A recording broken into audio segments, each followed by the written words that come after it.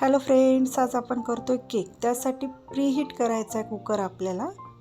त्याच्यामध्ये मीठ टाकायचे. रियूज केलेलं मीठ आहे, सो ते काळं पडले.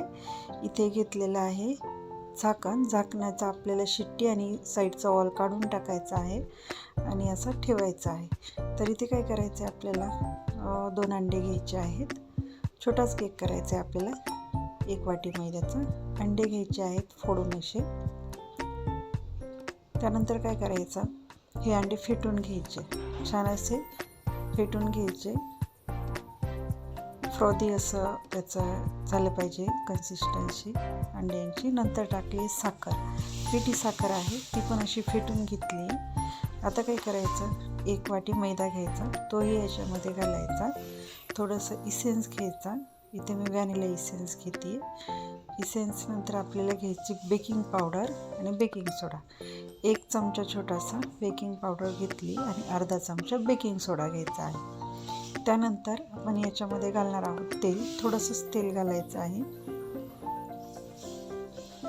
तेल घालायचं 1, 2, 3 चमचे.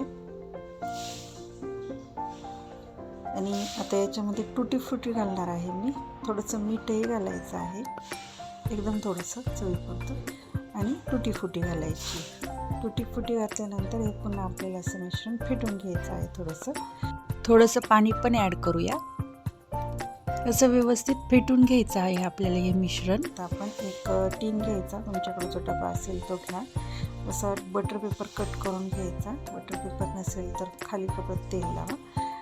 असं बटर पेपर टाकून थोडंसं तेलने ग्रीस करायचं आहे आणि त्याच्यामध्ये आपलं हे मिश्रण ट्रान्सफर करायचं आहे. आता काय करायचं, याला आपण जो प्रीहीट केलेला कुकर आहे त्याच्यामध्ये ठेवून द्यायचं अर्ध्या तासासाठी. अर्ध्या तासानंतर चेक करायचं आपला केक झालेला आहे की नाही. तर वेट करूया. तर इथे आपण आता पाहतोय अर्ध्या तासानंतर मी कुकरचं झाकण काढलेलं आहे.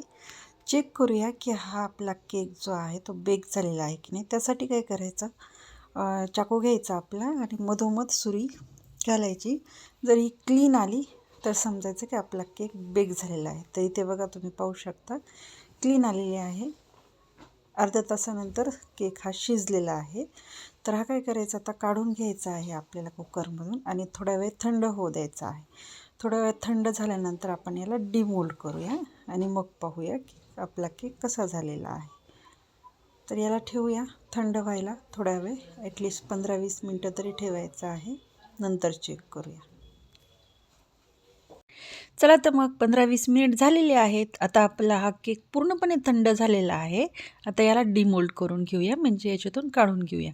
तर काय करायचं आहे आपल्याला, अगोदर एका सुरीनं साईडच्या ज्या कडा आहेत त्या रिलीज करून घ्यायच्या आहेत. ज्या पद्धतीने मी करते आहे त्या पद्धतीने करायचं, म्हणजे काय होतं, इझिली आपला केक निघतो. आणि थोडासा टॅप केला की तो तर बेकिंग आपला जो पेपर आहे तो लावल्यामुळे काय होतं, इझिली निघतो. बरं,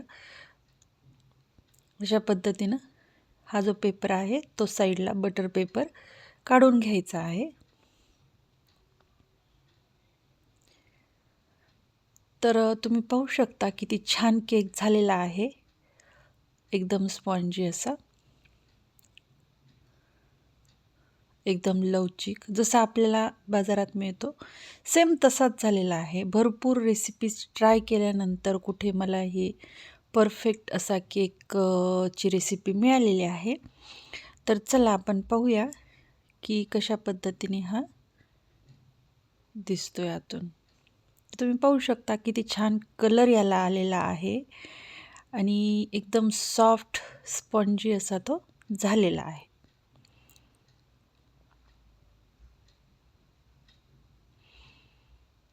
मस्त असा केक झालेला आहे. तर अशा पद्धतीनं तर तुम्ही पण हा केक नक्की ट्राय करून पहा. खूप छान असा घरच्या घरी स्पॉन्जी आणि बाजारासारखा केक आपल्याला बनवता येतो. सेम रेसिपीनं ट्राय करा, छान केक होतो, अजिबात चुकत नाही.